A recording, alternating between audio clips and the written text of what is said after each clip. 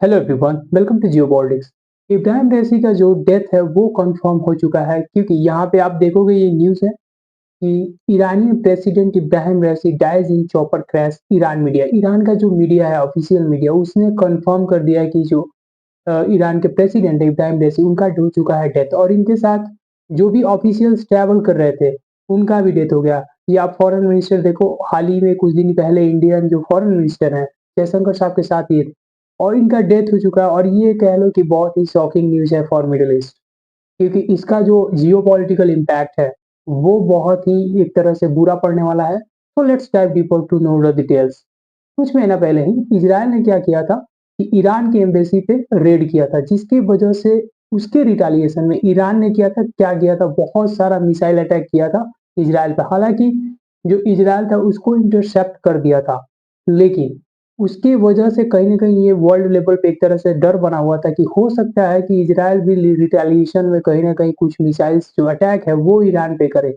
But उसने किया नहीं, और इसके वजह से क्या हुआ है, अभी आप अगर सोशल मीडिया उठा के देखो तो ऐसे थ्योरी सर्कुलेट कर रही हैं, जिसमें बहुत सारे लोग हैं, जो ग्रुप ऑफ पीपल है वो डायरेक्टली ब्लेम कर रहे हैं मोसाद को। तो मोसाद जो है इंटेलिजेंस एजेंसी है इजराइल का।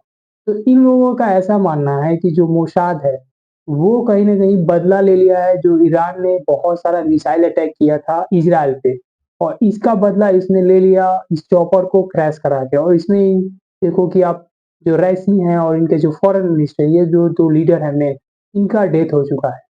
और मुझे ऐसा पर्सनल लेवल पे नहीं लगता है कि मोसाद इसके पीछे है, क्योंकि जो भी अभी तक जो न्यूज़ आया है उससे ये पता चला है कि जो वेदर था, वेदर कंडीशन वो बहुत ही खराब था। क्योंकि एज ए इंडियंस हम लोग जानते हैं कि वेदर कंडीशन की वजह से जो चॉपर है वो हार्ड लैंडिंग होता है और क्रैश कर सकता है। क्योंकि हमें याद है कि जो हमारे सीडीएस थे, बिपिन रावत जो एक्स सीडीएस, तो उनका भी डेथ इसी तरह से हो गया था।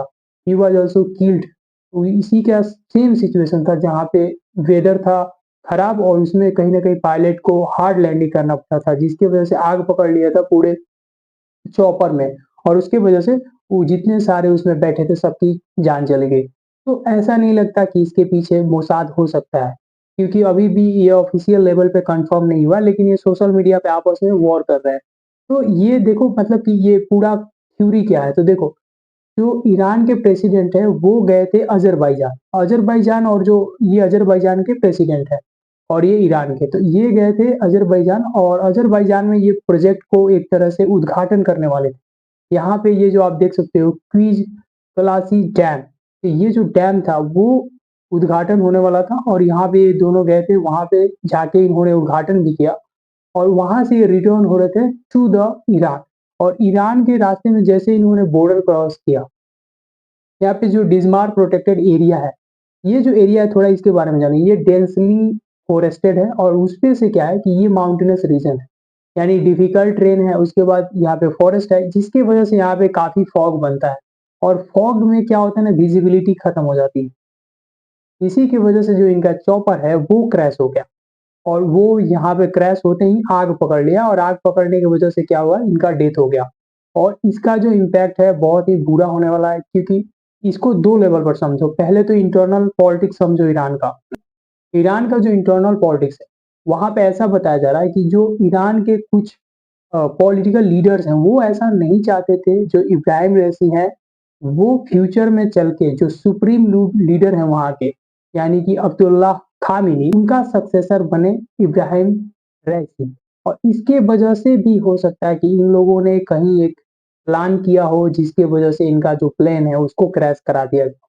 तो ये भी एक थ्योरी है जो इंटरनल पॉलिटिक्स पे चल रहा है, कि ईरान के ही पॉलिटिकल लीडर है वो नहीं चाहते थे कि आने वाले दिनों में वो जो इब्राहिम रईसी हैं वो सक्सेसर बन सके सुप्रीम लीडर अयतुल्लाह खामेनी का। और क्योंकि अभी अगर देखो तो ईरान जो है वो चाहता है कि न्यूक्लियर वेपन एक्वायर करे, लेकिन इजराइल जो है ऐसा नहीं चाहता। वो नहीं चाहता कि मिडिल ईस्ट में ईरान के पास न्यूक्लियर वेपन हो, और जिसके वजह से फ्यूचर में कोई भी न्यूक्लियर जो वेपन है वो यूज कर सके ईरान अगेंस्ट इजराइल। और इसके लिए जो वेस्टर्न कंट्रीज हैं वो भी बहुत सारी सैंक्शन इस पे लगा चुकी है। अमेरिका का सैंक्शन ईरान पे पहले से ही चल रहा है, और 2015 में जो न्यूक्लियर का डील हुआ था उसको भी 2018 में ट्रंप ने छोड़ दिया था। और इसके वजह से क्या हुआ कि सैंक्शन जो ईरान पे थे बढ़ गया और इसी का कारण एक कह लो कि इनका इकोनॉमिक जो क्रिपल कर रहा है उसी का एक रीजन है। जो ऑफिशियल कंफर्मेशन है वो कुछ दिन बाद ही आएगा क्योंकि अभी तो ये लोग इन्वेस्टिगेट करेंगे और इन्वेस्टिगेट करने में कम से कम 4-5 दिन या 7 दिन जो भी लगेगा उसके बाद ही हम लोग कुछ भी कंफर्म कर पाएँगे। और ये जो वॉर है, सब जानते हैं कि जो कह लो कि ये ईरान है, ये वेल नोन फैक्ट है कि कहीं न कहीं जो ईरान है डायरेक्टली फंड करता है हमास को और हिजबुल्लाह को। और इनके फंडिंग की वजह से क्या है कि ये जो वॉर है इतने दिन तक कंटिन्यू रहा। अगर ये फंड नहीं करते तो इज़राइल जो है अभी तक वॉर नहीं कर रहा होता, हमास को एलिमिनेट कर दिया होता। और अगर न्यूक्लियर वेपन्स को बोलते ये थ्रेट हो जाएगा पूरा दुनिया के लिए।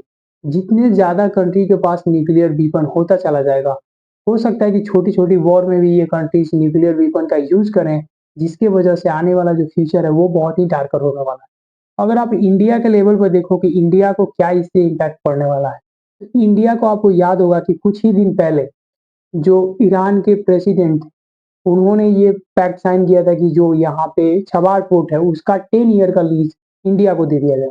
और ये जो 10 ईयर का लीज था वो तो मतलब साइंड हो चुका है। बट आने वाले फ्यूचर में यहाँ का जो लीडर है यानी कि जो ईरान का कॉन्स्टिट्यूशन है वो ये बताता है कि जब भी इसका प्रेसिडेंट का सीट वैकेट हो जाए तो जो वहाँ का वाइस प्रेसिडेंट है वो प्रेसिडेंट का रोल अदा करता है। तो यानी यहाँ का जो प्रेसिडेंट और वाइस प्रेसिडेंट है वो प्रेसिडेंट बन जाएंगे। तो उनके साथ इंडिया का कैसा रिलेशन होगा ये आने वाले दिनों में देखना होगा। उनका जो decision, this is it from my side, see you in the next video.